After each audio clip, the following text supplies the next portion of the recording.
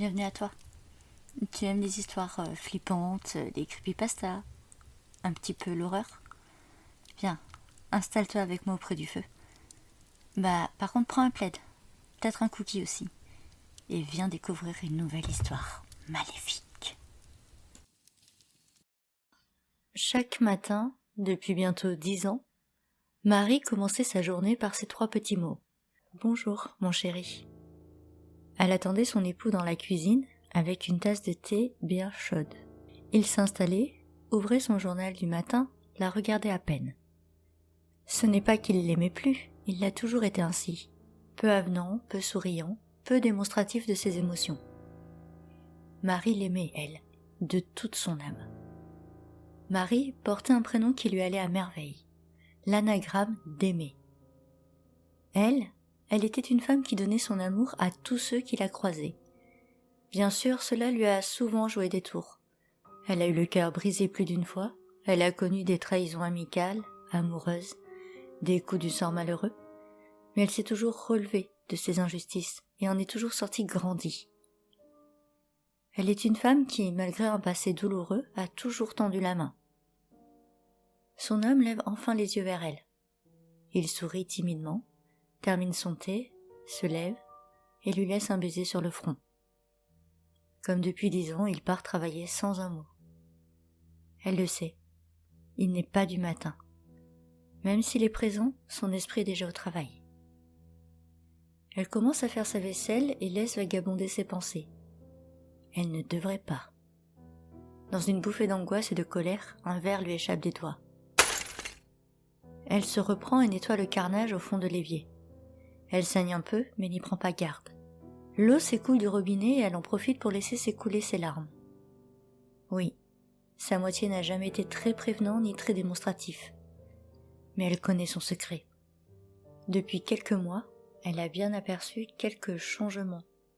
Il passe plus de temps dans la salle de bain, fait plus attention à son image. Il se parfume, ne fume presque plus, se rase de près. Et il finit plus tard parfois le soir. Un matin, lorsqu'elle a mis ses vêtements à la machine à laver, elle a bien perçu des effluves d'agrumes d'un parfum bon marché, puis une trace de fond de teint dans le col de la chemise blanche. Problème, Marie ne se maquille jamais, faute d'allergie, et elle se parfume avec le même parfum depuis ses 18 ans, des touches délicates de lilas. Marie a su ce qui se cachait derrière ces indices. N'importe quelle femme l'aurait compris. Lorsqu'il avait franchi la porte, ce soir-là, elle ne fit pas une scène, non. Elle l'embrassa et lui prépara son cocktail préféré comme tous les soirs. Mais Marie, bien qu'aimante et aimable, restait avant tout une femme. Et si le diable peut vous faire souffrir sous bien des formes, les femmes, elles, peuvent vous anéantir à petit feu. Sous son regard angélique et son sourire se cachait une idée meurtrière. Son homme avait osé la trahir. Plusieurs jours de suite, elle l'attendait, fébrile, à la recherche d'une punition exemplaire, et c'est au détour d'un livre qu'elle a eu une idée. Au début, bien évidemment, elle en voulait à l'autre femme. Comment pourrait-il en être autrement? Cette garce n'avait donc pas vu l'alliance au doigt de son époux? Ignorait-elle qu'il y avait déjà une femme légitime dans sa vie? Elle se renseigna discrètement, le suivant de loin quand il partait au travail. Il ne lui fallut pas longtemps pour découvrir sa rivale. À midi, il sortit plus tôt de sa réunion et s'engouffra dans le restaurant le plus proche. Une jolie blonde l'attendait à table. Une taille mannequin, aux formes gourmandes, 10 ans plus jeune que Marie. Elle grinça des dents. Elle voulait hurler, faire un scandale et tout casser.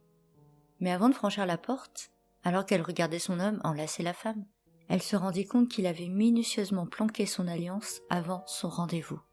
Voilà donc toute l'histoire. Il avait choisi une maîtresse qui ignorait qu'il y avait déjà une épouse dans le tableau.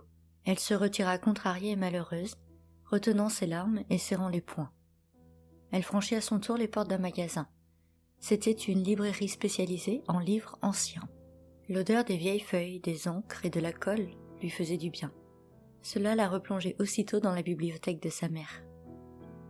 La vendeuse, la voyant si triste, entama la conversation. « Bonjour, vous avez besoin d'aide ?»« Non merci, je regarde juste. »« Ah, désolé, je ne parlais pas de vente, mais de vous. Vous avez l'air perdu ou triste?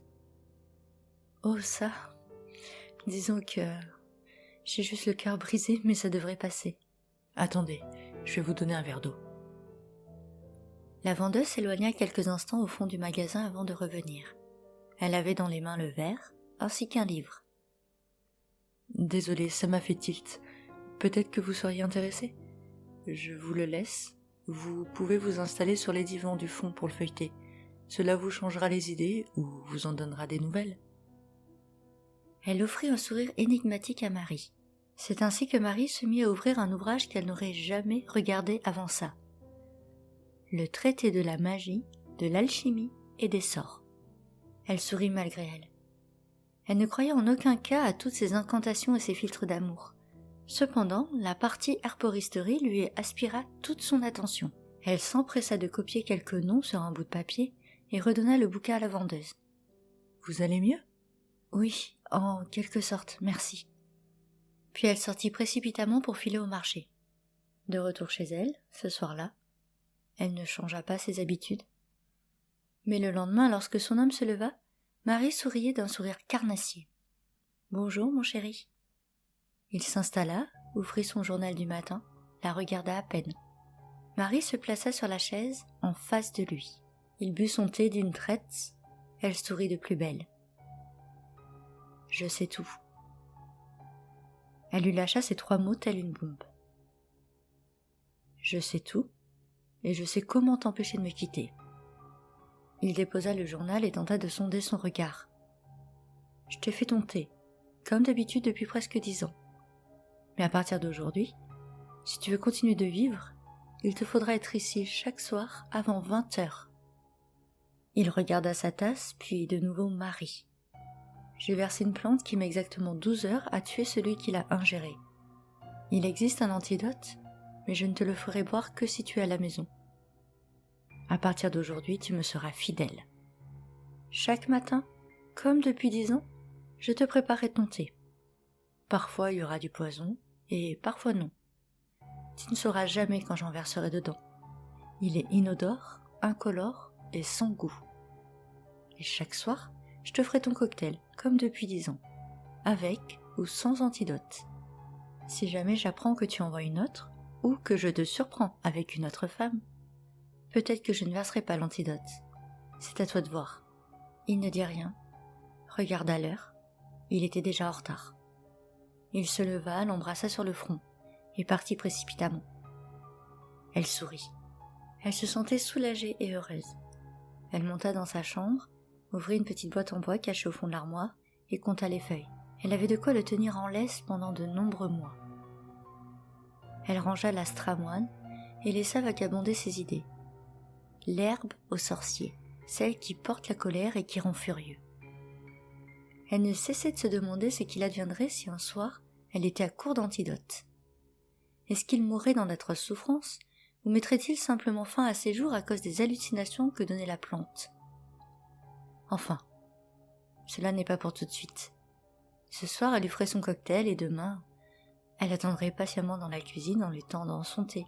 « Bonjour, mon chéri. »